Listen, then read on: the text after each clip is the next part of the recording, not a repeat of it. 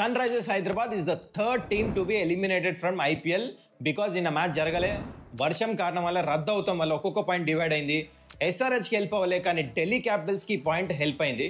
అది ఎట్లానో ఈ వీడియోలో చెప్తా ముందు అండ్ ఆల్సో ఇవాళ చాలా ఇంట్రెస్టింగ్ మ్యాచ్, ఎందుకంటే ముంబై ఇండియన్స్ వాళ్ళ హోమ్ గ్రౌండ్లో స్ట్రాంగ్ టీమ్ గుజరాత్ టైటన్స్తో ఆడబోతున్నారు.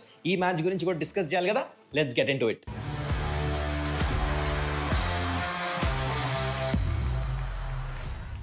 నమస్కారం, వెల్కమ్ టు సుమన్స్ డగౌట్. ఎలా ఉన్నారు అందరూ?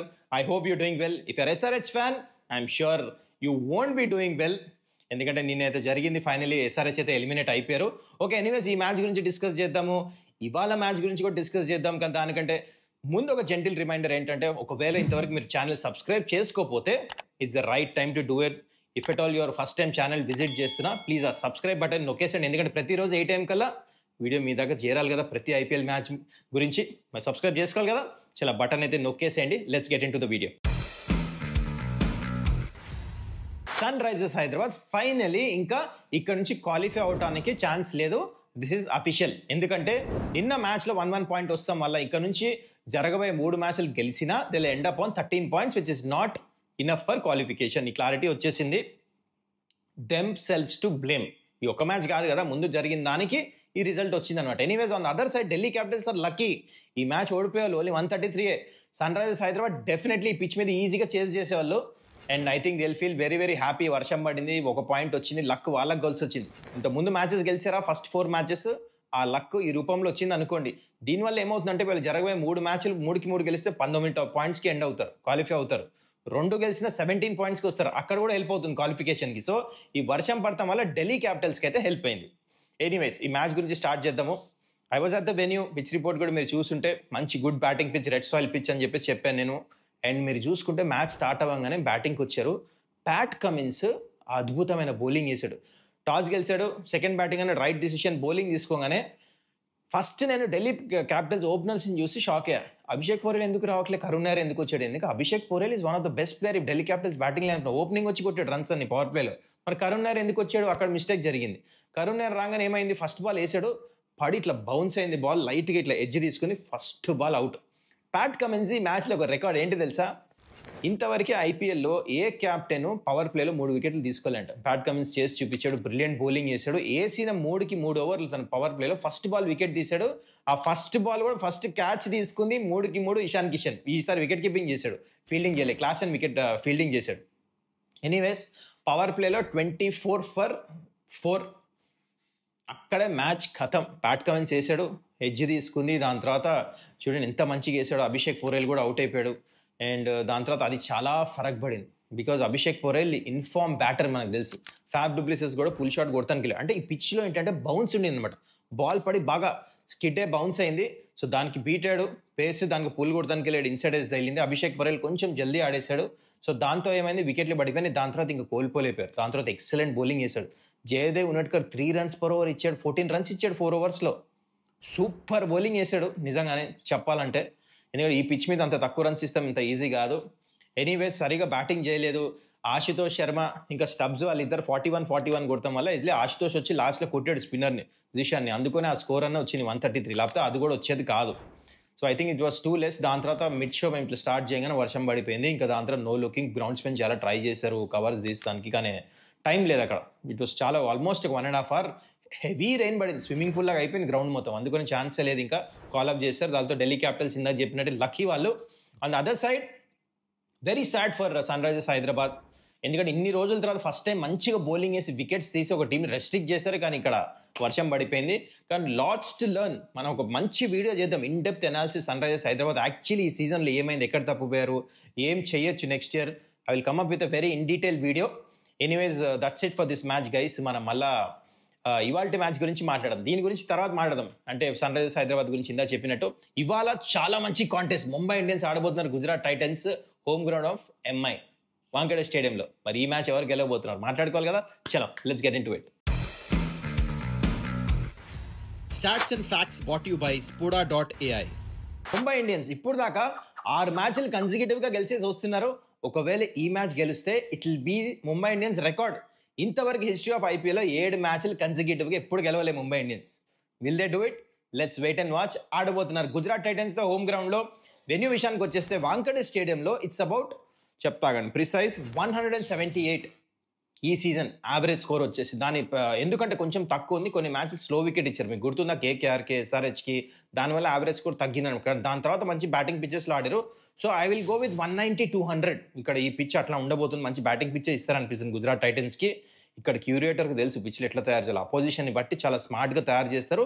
ప్రిసైజ్గా పిచ్ కూడా అట్లనే ఉంటుంది, వీళ్ళకి తెలుసు. అందుకని ఇంటెలిజెంట్ క్రికెట్ ఆడతారు. అట్ హోమ్ ముంబైని కొడతాం చాలా కష్టం. ఓకే, రికార్డ్ అయితే బ్రేక్ చేస్తారా లేదా చూద్దాం, ఎందుకంటే ముందు మామూలు టీం కాదు గుజరాత్ టైటన్స్. ఎనీవేస్ చెప్పా కదా 190-200 ఉంటుంది యావరేజ్ స్కోర్ అని చెప్పేసి. టాస్ గెలిస్తే సెకండ్ బ్యాటింగ్ చేస్తారు, no brainer. And that's about the venue. Dew వస్తున్నా రాపైనా సెకండ్ బ్యాటింగ్ చేయాలి ఇక్కడ, అంటే వెరీ గుడ్ బ్యాటింగ్ పిచ్ ఇది. అయితే ఇప్పుడు ప్రాబబుల్ ప్లేయింగ్ 12 వచ్చేస్తున్నా ఫస్ట్ నేను. And first Mumbai Indians very strong. Bumrah, Rohit Sharma మంచి ఫామ్లో ఉన్న తర్వాత చాలా మంచిగా ఉంది. ఎస్పెషల్ సూర్య మంచి రన్స్ కొట్టేసరికి వీళ్ళకి తెలుసు మనకి. ఇంపాక్ట్ ప్లేయర్ కింద ఐఎమ్ థింకింగ్ అశ్వనీ కుమార్ వస్తాడు, ఎందుకంటే పిచ్ బట్టి. సో శాంట్నర్ కూడా వచ్చేస్తాడు, లాస్ట్ 2 మ్యాచ్లు ఆడలేదు, తనకి ఇంజురీ కారణం వల్ల ఫింగర్ ఇంజురీ అయింది. సో తన ప్లేస్లో కార్బిన్ బాష్ ఆడాడు. కానీ I think it will come. Corbin Bosch చాలా మంచిగా ఆడాడు లాస్ట్ మ్యాచ్ కానీ, బట్ ఐ స్టిల్ ఫీల్ ఈ మ్యాచ్అప్స్ చూసుకుంటే అవతల పక్క అందుకనే శాంట్నర్ వస్తాడు, రావాలి శాంట్నర్, ఎందుకంటే వికెట్స్ కావాలి వీళ్ళకి మీ మిడిల్ ఓవర్స్లో. అందుకనే Santner will come. Otherwise I see the same playing 12. And ఇందాక చెప్పినాడు అశ్విని కుమార్ రావచ్చు పిచ్ ప్రకారం, లెఫ్ట్ ఆర్మ్ ఫాస్ట్ బౌలర్. ఈ పిచ్లో మంచిగా వేస్తున్నాడు కొడతాను. అండ్ గుజరాత్ టైటన్స్ వైపు వచ్చేస్తే ఇంపాక్ట్ ప్లేయర్ కింద ఇషాంత్ శర్మ వస్తాడు. అండ్ మిగతా టీం అయితే వాళ్ళకి సెట్ ఉంది, అసలు ఏం చేంజెస్ అవసరం లేదు, అన్ని మ్యాచ్లు గెలుస్తున్నారు. ఈ పిచ్ కూడా వీళ్ళకి సూట్ అవుతుంది, ఎందుకంటే బౌన్సీ పిచ్చెస్లో టాప్ 3 బ్యాటర్స్ వీళ్ళు చాలా మంచిగా ఆడతారు. Okay, so when it comes to Mumbai Indians, first Mumbai Indians ఇంకా ఇక్కడ గుజరాత్ టైటన్స్ మ్యాచ్అప్స్ చూసుకుంటే ట్రెంట్ బోల్ట్ వేస్తున్నప్పుడు గిల్ ఒక్కటేసారి అవుటాడు, తనకు పైచే ఉంది. ఇంకో పక్క సూర్యకుమార్ ఆడుతున్నప్పుడు ఇంతవరకు రషీద్ ఖాన్ ఒక్కసారి కూడా అవుట్ చేయలేదు ఐపీఎల్లో, తెలుసా సూర్యకుమార్ యాదవ్ని, తనకి అక్కడ పైచే ఉంది. సో ఈ 2 మ్యాచ్అప్స్ ఎట్లా ఉంటే చూద్దాము, అగేన్స్ట్ వర్క్ అవుతాయా లేకపోతే ఇట్లానే రికార్డ్ ఏదైతే ఉందో అట్లానే జరుగుతుందా అని చెప్పేసి I'm looking forward for these 2 matchups. And game plans విషయానికి వచ్చేస్తే Mumbai Indians are very very strong. First వాళ్ళ బ్యాటింగ్ లైనప్ చూస్తుంటే బిగ్గెస్ట్ స్ట్రెంత్ ఈ సీజన్ ముంబై ఇండియన్స్కి ఏంటి తెలుసా, సూర్యకుమార్ యాదవ్. 170-180 స్ట్రైక్ రేట్తో ఆడుతున్నాడు, ఎవ్రీ మ్యాచ్ రన్స్ కొడుతూనే ఉన్నాడు. అండ్ ఎంఐ గ్రౌండ్లో ఈ బౌన్సీ పిచ్లో సూర్యని ఆపడం చాలా కష్టము. ఇందాక చెప్పా కదా మీకు, ఇక్కడ కూడా రషీద్ ఖాన్ కూడా అవుట్ అవ్వలేదు తను, మరి ఎట్లా కంట్రోల్ చేస్తారో చూద్దాం. జీటీ హోమ్ గ్రౌండ్లో ఎట్లా ఆడాలో వాళ్ళకి తెలుసు, మరి ఈ గ్రౌండ్లో can they contain Mumbai Indians batters చూద్దాం. ఎందుకంటే రోహిత్ శర్మ కూడా మంచి ఫామ్ చూపించేస్తున్నాడు, తన రన్స్ కొడుతున్నాడు, మనకు తిలక్ వర్మ మంచి రన్స్ కొడుతున్నాడు, రికల్టన్ మంచి రన్స్ కొడుతున్నాడు, కింద కూడా బ్యాటర్స్ వచ్చి మంచిగా ఆడుతున్నారు. I just feel that Mumbai batting చాలా ఉంది, బౌలింగ్ విషయం అయితే దే ఆర్ అవుట్ స్టాండింగ్. ఎంత మంచిగా గెలిచారు రాజస్థాన్ రాయల్స్తో, convincing victory last match. Game plans చాలా బాగుంటాయి. బూమ్రా ఎట్లయితే ఓవర్స్ యూజ్ చేస్తున్నాడు, కెప్టెన్ హార్దిక్ పాండే కదా బూమ్రాని, హార్దిక్ పాండే ఈ గ్రౌండ్లో స్లోవర్ బౌన్సర్స్ వేస్తూ ఉంటాడు. సో ఇంకా ఇన్ డీటెయిల్ అవసరం లేదు, మీకు తెలుసు ఆల్రెడీ ముంబై ఇండియన్స్ ఎంత తెలివిగా ఆడతారో. So very strong team. It comes to Gujarat Titans, we'll are heavily dependent on their top 3. ఇద్దరు ఓపెనర్ సాయి సుదర్శన్, గిల్ చాలా మంచి స్టార్ట్స్ ఇస్తున్నారు, ప్లస్ ఆల్సో మంచి మ్యాచెస్ కూడా గెలిపిస్తున్నారు ఇక్కడ చూసుకుంటే జాస్ బట్లర్. సో వీళ్ళు ముగ్గురు మీద చాలా డిపెండ్ అయి ఉంటారు, మరి చాలా మంచి కాంటెస్ట్. జస్ట్ ఇమాజిన్, ఇటు పక్కన బూమ్రా, బోల్ట్, దీపక్ చార్, అటు పక్క వీళ్ళు ముగ్గురు బ్యాటర్స్ సాయి సుదర్శన్, గిల్ ఇంకా బట్లర్. సో ఈ బౌలర్స్ వీళ్ళ మీద వికెట్స్ తీసారా మ్యాచ్ ముంబై ఇండియన్స్, మళ్ళీ వీళ్ళు ముగ్గురు రన్స్ కొడితే అప్పుడు మ్యాచ్ క్లోజ్ అయ్యే అవకాశం ఉంటుంది. మీకు తెలుసా 80% ఆఫ్ రన్స్ గుజరాత్ టైటన్స్కి వాళ్ళ టాప్ 3 బ్యాటర్సే కొడుతున్నారు. ఇంతవరకు వాళ్ళు 10 for 3, 20 for 3 ఇంతవరకు ఎప్పుడు అవ్వలే. మరి ఈ మ్యాచ్ ఏమైనా అవుతారా, let's wait and watch. Okay, anyways ఇక్కడ మీరు players to watch out for చూసుకుంటే ముంబై ఇండియన్స్కి నేను వెళ్తున్నా. ఫస్ట్ సూర్యకుమార్ యాదవ్ చాలా మంచి ఫామ్లో ఉన్నాడు. తిలక్ వర్మ ఎందుకో ఈ మ్యాచ్ కొడతాడు అనిపిస్తుంది, లాస్ట్ మ్యాచ్ కూడా కొంచెం ఆడుతూ అవుట్ అయిపోయాడు. So is very determined. So and also I'm going with Bumrah, ఎందుకంటే బూమ్రా ముంబై ఇండియన్స్ పిచ్లో చాలా మంచిగా వేస్తాడు. ఓకే, ఇంకోవైపు players to watch out for I'm going with 2 batters. Jos Buttler కొడతాడు అనిపిస్తుంది, సాయి సుదర్శన్ కొడతాడు అనిపిస్తుంది స్కోర్. వీళ్ళిద్దరైతే బ్యాటింగ్లో. బౌలింగ్ విషయానికి వచ్చేస్తే somehow I feel that Prasidh Krishna మంచిగా వేస్తాడు పిచ్ మీద, అవుట్ స్టాండింగ్ ఫామ్లో ఉన్నాడు, వికెట్లు తనకే వస్తున్నాయి, స్లోవర్ వన్ బాగా నేర్చుకున్నాడు. So again he can make an impact ఈ మ్యాచ్లో. That's about players to watch out for.